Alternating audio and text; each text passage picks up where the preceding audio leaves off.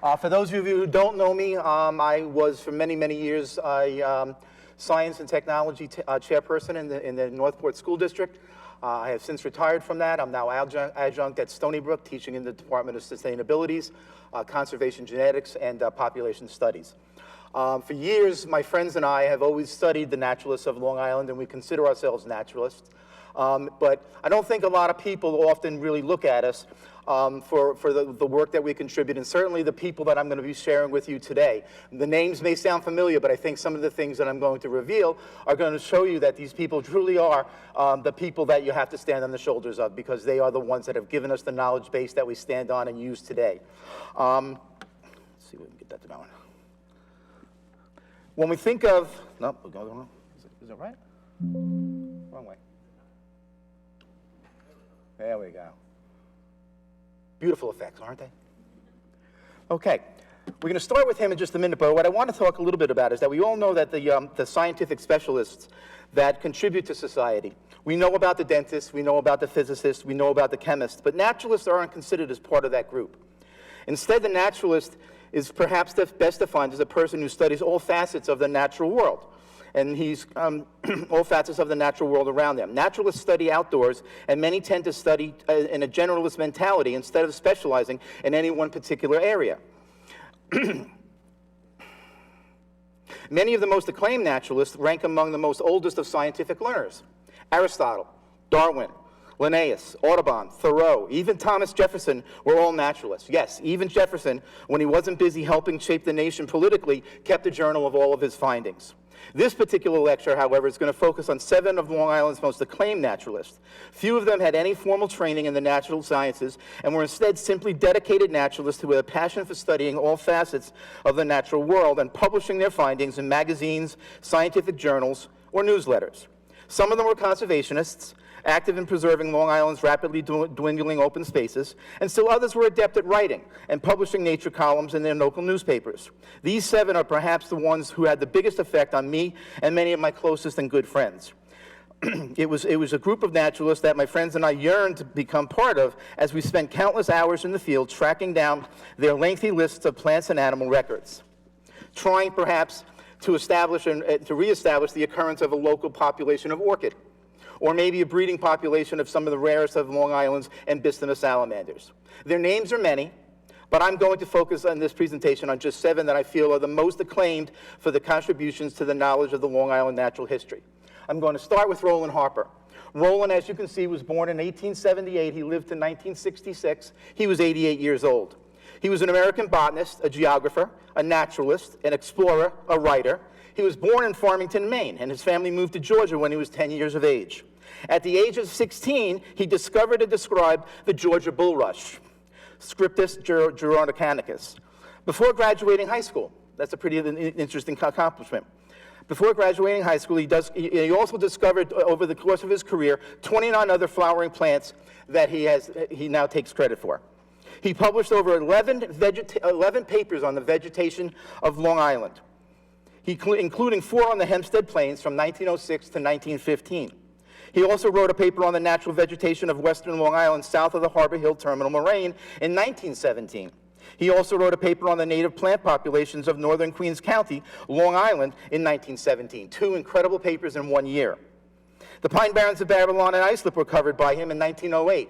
We all know that the Pine Barrens of Babylon and Islip, the Oak Brush Plains. It's an incredible paper. If you've ever had the opportunity to get it, I encourage you to do so. Notes on the Pine Barrens of Long Island was published by him in 1907, and finally a Long Island cedar swamp was covered by him in 1908. This is a man who's just laid down the groundwork for many of the things that my friends and I follow today. Let me get this right. I keep going backwards. My apologies. Without exception, Roy Latham, 1981 to 1979. The man lived to be 98 years of age. Without exception, Roy Latham is Long Island's most accomplished and premier naturalist. He studied all facets of natural history and archaeology on the east end of Long Island, and all the while maintaining a 50-acre potato farm with his brothers. His extensive collections ranged from over 100,000 birds, mammals, reptiles, amphibians, and fish, all of which he mounted. They all have been deposited in the New York State Museum. His Indian artifact collection, which numbered over 30,000 pieces, including finds that he unearthed from over 50 dig sites in and around the area of Orient, had been deposited in the New York Archaeological Association's deposits. He donated close to 100,000 pressed plants, mosses, lichens, and algae to Cornell University.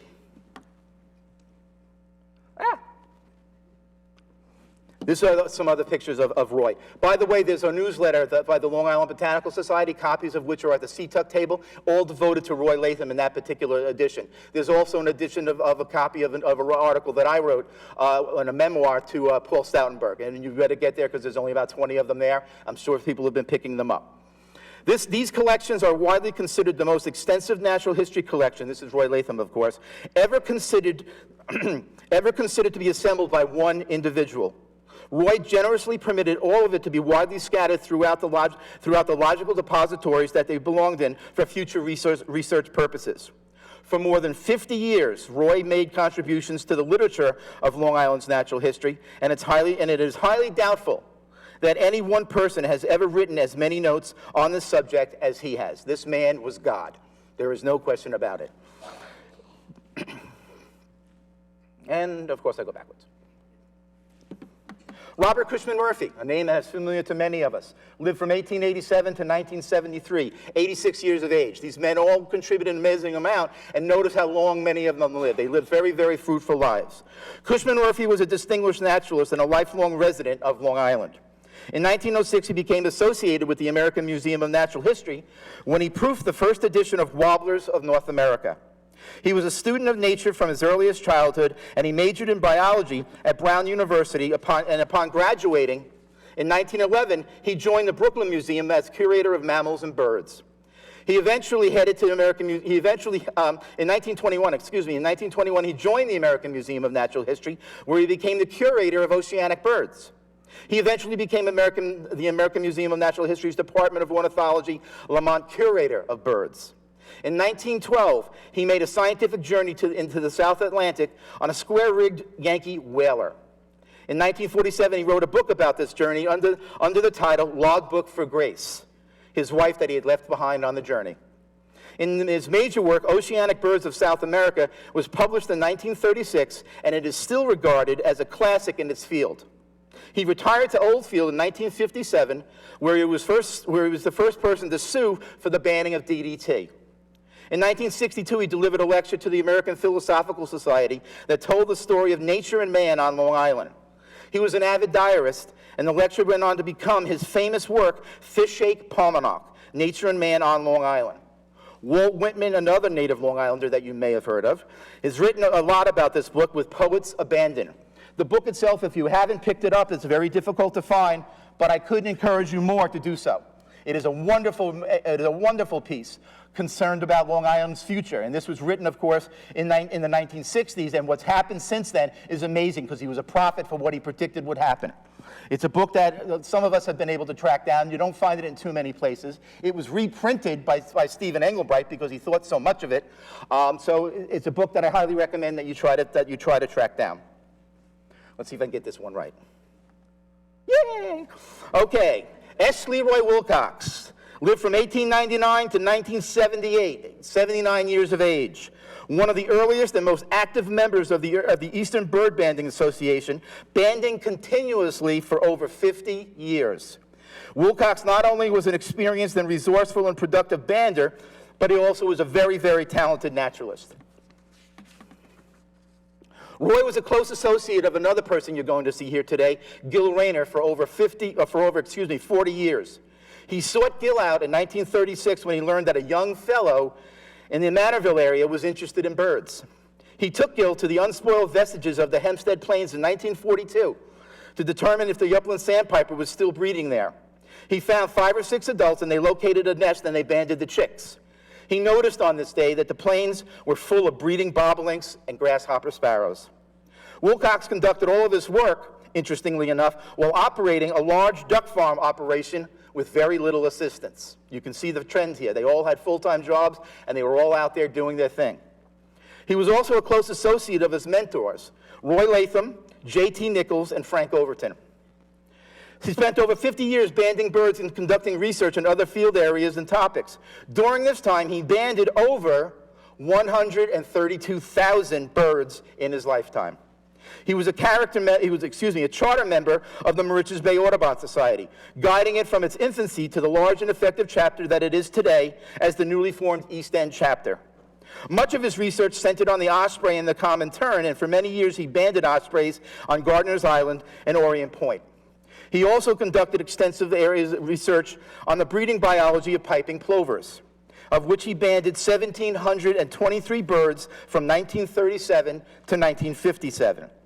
He also captured 1,172 adults on their nest, and he obtained 425 returns of previously banded birds. Roy was the first person to study the range expansion of American oyster catchers and willets into the Long Island region. His extensive data on oyster catchers was truly recognized when in 1978, he retrapped the bird for the 10th time, a nesting oyster catcher that he first banded as a chick in 1962. We got it right, okay. Dennis Pilston. Many of you know the name because he's a renowned artist and a renowned author. Lived from 1906 to 2001, 95 years of age. He was a British-born American, a British-American environmentalist and naturalist, adventurer, and artist. He is credited for playing a key part in establishing the national ban on the pesticide DDT, a decision that was widely regarded as the first successful effort in the emerging environmental movement of the early 1970s. The resulting ban was a key reason that his favorite bird, the osprey, was saved from extinction here in North America.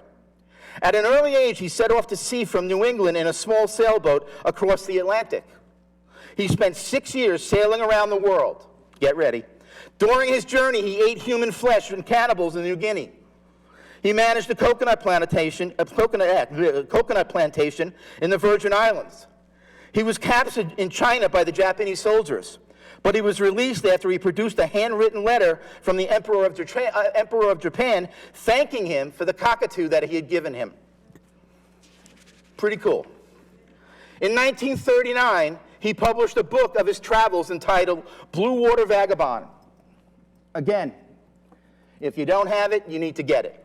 Okay? I encourage anyone who wants to gain a sense of what drove this man to his convictions to read this book. You can get it, by the way, at the Wertheim Refuge. They sell it there.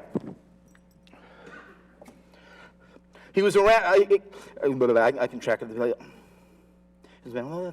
As if that weren't enough, at the age of 89, he wrote another novel, The Gull's Way, another book you can get at Wertheim. A memoir recounting his trips to the North Pole, raising his 4 children in the hamlet of Belport, and his reflections of a fulfilled life that few will ever know.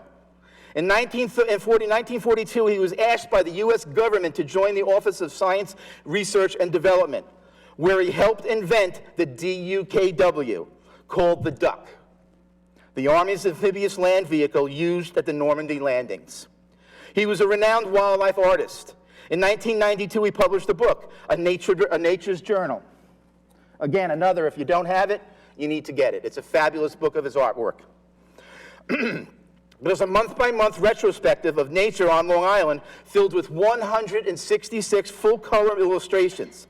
In it, he writes a dedication to my wonderful family, my wife, my children and grandchildren, and to the many local naturalists who now love and work to preserve the best of Long Island and all its natural wonders.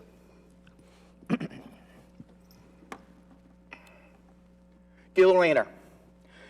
Gil's life was tragically cut short when he came in contact with a dog tick carrying Rocky Mountain spotted fever while documenting a nesting broadwing hawk in Montauk in 1984. After 3 visits to the local hospital and numerous misdiagnoses, he fell into a coma that lasted 11 years, a tragic way for him to go. As a young teenager, he began a long and lasting friendship with Roy Latham. Many orchid voucher specimens in the New York State Museum were collected by Latham and Rayner in the 1930s and 40s. The two were also involved in archaeology at the South Hold Indian Museum. Gil was a renowned naturalist for his diversity of knowledge in birds, plants, trees, mammals, reptiles, and amphibians. He was committed to writing a book of Long Island natural history, but sadly his extensive notes are written in meteorological shorthand and cannot be understood. He was a member of Riverhead Town's Council on the the Riverhead Town's Conservation Advisory Council, and was a key author on the freshwater wetlands that the town inventoried and eventually saved. He was a founding member of the Mauritius Bay Audubon Society with his close friend Leroy Wilcox. Gill's primary passion was keeping records of birds, and he started his own Audubon Christmas count, naming it the Central Suffolk Count. He participated in every count in it since its inception until his untimely illness, and was also its compiler. When New York State needed a coordinator for Region 10 of the very first breeding bird atlas, they asked him, and he accepted the responsibility of this huge 5-year effort. Just like his close friend Roy Latham, Gill was a self-taught individual.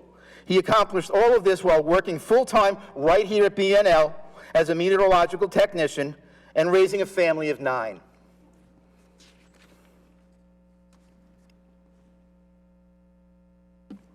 And last but not least, Paul Stoutenberg.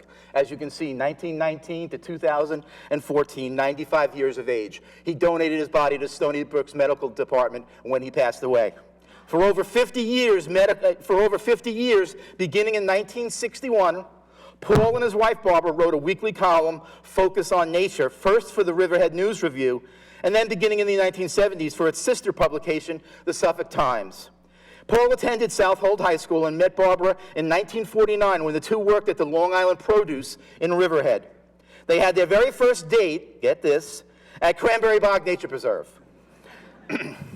And in March of that very same year, they were married on Thanksgiving Day and then resided on a 7-acre homestead off Skunk Lane in Cutchogue ever since. Paul's primary vocation was as a shop teacher in Greenport High School. His avocation, however, was nature, which he evolved from his childhood days of roaming the fields and forests of the Depression-era Cutchogue that he grew up in. Paul was an extremely close friend of Gil Rayner, and he and their two families spent countless days in the field studying all aspects of natural history on the east end of Long Island. Paul was a founder and president of the Eastern Long Island Wetlands Preservation Association, which went on to become the North Fork Environmental Council, where he served as vice president for many, many years. Paul was a trustee of the Nature Conservancy, where he was awarded the Conservancy's highest honor as volunteer of service, the National Oak Leaf Award. Paul's biggest contribution and passion, however, are displayed in his weekly column, Focus on Nature. With Barbara as his editor and typist, Paul wrote his weekly column, weekly, not monthly, weekly column, from 1961 to 2011.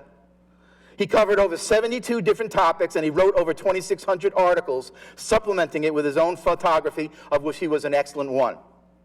There are many, many more naturalists I could have included in this presentation, but time constraints prohibited that. Perhaps the more important, though, is that who is going to take the place now that these gentlemen have all since passed? I'd like to believe that me and many of my good friends are here today and have at least attempted in our lives to carry on the greatness that these 7 have achieved. But truth be told, we're getting old too. So I throw out the question to you, especially all the younglings that are here in the room today. Taylor Sturm, are you here? He's not here. My goodness. Oh, there he is. Okay. Michael Rath, are you here? These are just 2 of the people that I can see taking our place as they get older and learn from us, and the others that are here in the room today. Well, others of you that are here to step up to the plate. Think about that, and I thank you for listening.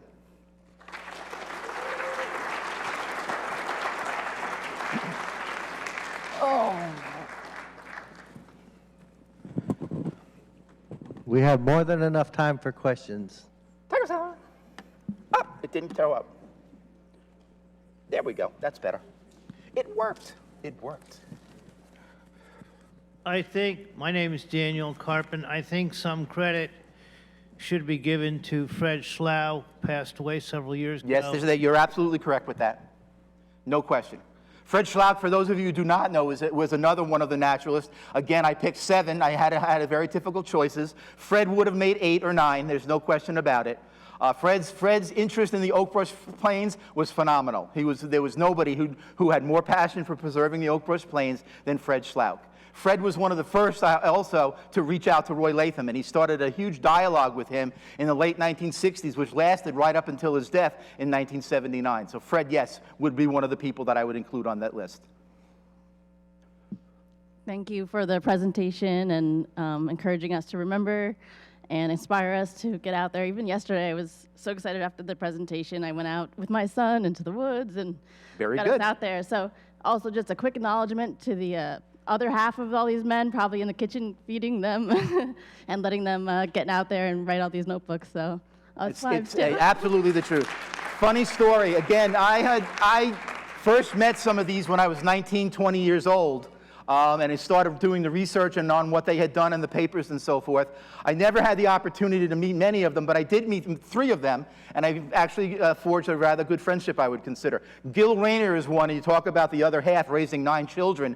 I went to Gil one day because I was out at the Quogue Wildlife Refuge, and I found a dark black garter snake, and I knew that this was something that Gil would have tremendous interest in. So I captured it, and I took it to his house, and he came out. He was very glad. He took pictures of it, and we simply began chatting. We chatted. If you noticed when Gil came up, it was the orange-fringed orchid. There was a population of orange-fringed orchid that Gil had discovered right near his house, but the new power lines that went through about a mile later, a mile down the road, destroyed the population. He was very upset by that. But we chatted, and about an hour into our conversation, his wife came out, and she simply walked out and said, "Dinner!" And she walked back in, and that was it. And Gil said, "Okay," and he kept on talking. And we talked for another 2 hours. Dinner went and came, and it didn't matter. And there wasn't even any leftovers, I don't think, because there were 9 children that had to be fed. So that's the type of person that Gil was. Paul Stoutenberg was another person I had a very close friendship with. I interviewed Paul after he had suffered a stroke in the late late 1980s, mid 1990s. He had suffered a stroke. So he would talk, and Barbara, who sat right by his side, and interpret everything that he said. And the stories that came out of his mouth, I do have on tape, and I was trying to figure out a way to bring it here today. But again, with time constraints, I didn't have that opportunity. But Paul was a tremendous individual. To think that that man had the persistence to write an article on a daily basis, and those articles weren't little pieces that were meaningless. They were a page long. And they always supplemented it with his own photography. It was just simply fabulous. A wonderful individual. We have time for one more? We have time for one more. Go for it. So I just also want to thank you. I thought that was great, and you've encouraged me to actually go back and look at some of the history of these people and what they've done here on Long Island. I want to take us a little bit offshore and think about some of the people who've done some good work on our living marine resources and offshore. So I would encourage everybody to look at William Beebe's work. He was living at the same time. He was he was a scientist who did the first deep dive unmanned in the bathysphere down to 3,000 feet, and did work all around the world. But he wrote a great book called The Arcturus Adventure about what he was seeing right here off Long Island, far off, like in the Hudson Canyon, for example. And he wrote so many popular articles. He was a very, very rigorous scientist. He worked actually at the museum at the New York Aquarium. But his work was very popularized in like New York Times. And I argue that some of the work that people back then had a better sense of what is happening and what they are seeing in our ocean than we do today because of how much his writings were popularized. They were. And he also supported a lot of women scientists, artists, et cetera, that he brought in and gave them tremendous opportunities, and at the time they weren't being given that. So for a lot of reasons, I would encourage people to look into William Beebe's work as well. Absolutely, absolutely. Thank you. Thank you for sharing. William Beebe. Hi. I was wondering, many of these individuals that you mentioned lived during a time of like high level of development and urbanization on Long Island, and I was curious if you knew anything about their personal responses as naturalists to what was going on. I imagine especially on the western part of Long Island, there was a even higher level of urbanization and many ecosystems were destroyed, and if they had responses to that. Well, many of them were not, they were conservationists. Certainly, if you think about Peulson, Okay, the man created the Environmental Defense Fund, which he chaired for 5 years. They were instrumental in getting DDT banned, so they were involved in that. And so far as land conservation is concerned, one of the first organized group of individuals to start looking at pine barrens preservation, because that was the focus back in the late 70s and early 80s. We had over 250,000 acres of pine barrens when Long Island was first settled. That's now been whittled down to a little over 100,000. So we've lost well over 148 to 150,000 acres. The DEC, the Department of Environmental Conservation, became serious about this because we put pressure on them. And they created what was called the Pine Barrens Task Force.